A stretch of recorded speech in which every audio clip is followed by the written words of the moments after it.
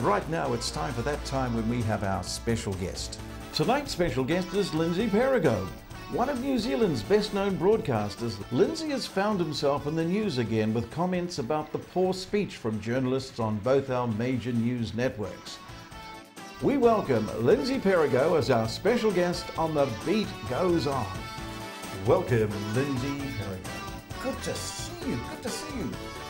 Likewise, and I'm very honoured that you shaved your head just for me. It's a ritual. Having seen what was there before, I'm astonished that you'd want to do that. But funny, when we were young, the fashion was, there was only Yul Brynner, wasn't there? And I can't think of anything. Kojak came along, didn't it? yes. And now it's everywhere, isn't it? Well, and I can't for the life of me imagine why, because I've struggled to keep a head of hair, and I wonder why, when people have a head of hair, they can't wait to shave it off. It seems perverse to me. Now, Lindsay, you've got a tale to tell about that T-shirt you're wearing. You thought that there was an interesting little story behind it, so let's have a listen to that. Well, part of the reason you haven't seen much of me in the last year or two is that, aside from the fact that my previous mentors have all deserted me or find me too hot to handle, I've spent a lot of time in America, and the circumstances for that have been a little bit sad. I was very friendly with the son of my singing idol, Mario Lanza, and his son Damon and I were good friends. And Damon died coming up 2 years ago, and this is one of his T-shirts. Wow. He had a whole bunch of T-shirts, and his friend said, well, he would love for you to have them, so I selected a few, and So here we are. what is it about Mario Lanza that you loved?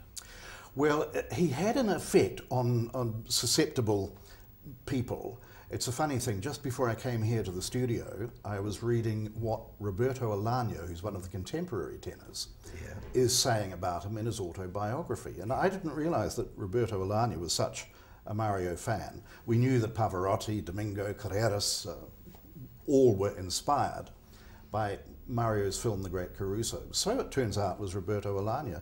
And he's got this long description of how, as a kid, 8 or 10 years old, he was in ecstasy from this movie, and he'd play it. His mother did a sound recording of the movie, and he'd play it through the night, and he just wanted to be a singer, which of course he ended up being. He had that kind of effect on me. Unfortunately, I didn't have the voice to be a singer, but he was magic, and he had the voice, certainly, the voice of, I would say, all time. He didn't just sing notes. He himself said, I sing each word as though it were my last on earth. And that is so gripping. And in this age of bland, it's rather nice to go back and listen to Mario and the people who inspired him. And they all sang with that flair and character, unlike the sort of homogenized sound that you get now. Now, you're here today, Lindsay, because you've made the news in recent days.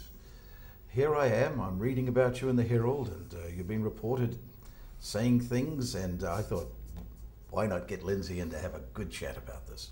Well, how did it all happen? I've no idea. I didn't do a thing, I swear it.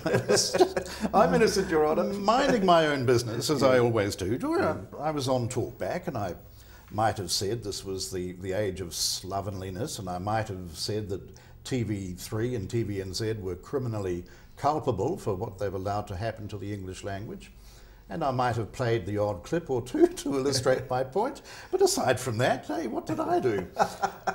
But as you say, these headlines just kept following me about. So you upset someone, didn't you? You upset someone. I upset the head of news at TV3. Now, I should say, when I played those clips of reporters whose speech was just so bad that they should not be let near a microphone, I didn't identify them or the channel. So I think this was very much a case of the cap fitting, and a rather guilty Mr. Jennings from TV3, with whom I'm now on cordial terms, I should say, getting very upset, and supposedly on his reporter's behalf. But as I said to him, Mark, you should not be letting them on air. It's you should be upset with, not me and not them. But what is happening now, of course, is there's absolutely no gatekeeper to ensure that when people go to air, they sound okay. I'm not saying everyone should speak like the Queen. No. But you couldn't, in our day, the day of us old farts, Grumpy old bear you we couldn't go to where sounding as though you'd just come from the gutter. Yeah. And that's as bad as it is. I'm not exaggerating. And I did play a couple of particularly egregious clips to illustrate the point. It seems that you can be fresh out of journalism school and you go straight on to TV1, can't you? Obviously. So, are they short of journalists, or are they looking for a glamour? Are they going for glamour or journalism? Well, no, you see, if they're going for glamour, I would encourage them to do that. But part of glamour is how you sound. There's how you look.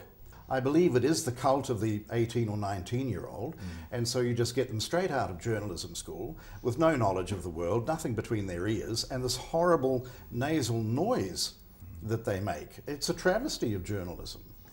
What is it exactly that these new, young, and it seems to be more female, would you say? It's more to the female side? Yes. The quacking is by the females. Yeah. Now, what's an example of this quacking? That these young girls, these news reporters on TV1 and TV3, give us an example of quacking. Quack, quack, quack, quack, quack, quack, quack, quack, quack, quack, quack, quack, quack. Now, I swear, that's the way it comes out. Now, with the boys, they've got a bit of that nasality, but they have a more, what I call a drone. They go down here and they're not really that interested in and it's that whole gum-chewing, who gives a pop kind of attitude with the boys. So we've got to perk the boys up a bit, and with the girls, we have to try to bring some depth and warmth into their voices. Instead of just coming off the front of the straight out of the nose.